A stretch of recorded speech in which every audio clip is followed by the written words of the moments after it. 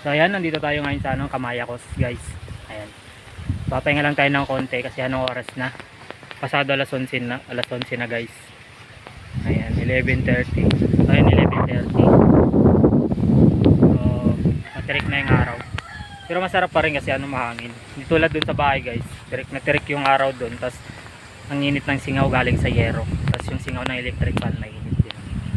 So mas gusto mo na lang magbike siguro. Kung sinisipag ka, magbike ka na lang, no?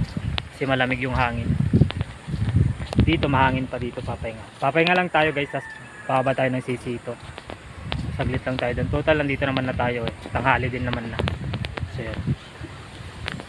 Ayun yung bike ko pala. Mag-iwan dito ako guys ng mag-iwan ako dito ng sticker. Ayan. Hanapin nyo na lang kung saan ako mag-iwan. Tapos kung sino yung makakakita guys, may 50 pesos na load sa GCash. Ayan. Kaya send na yung number guys. Syempre kailangan nakakabit sa bike. Kailangan nakakabit sa bike ko yung sticker. Tapos picture nyo lang, send nyo sa akin. Ganun lang kadali guys. May 50 pesos ka na. Sa GCash yan ha. Kaya send nyo na yung number nyo sa GCash.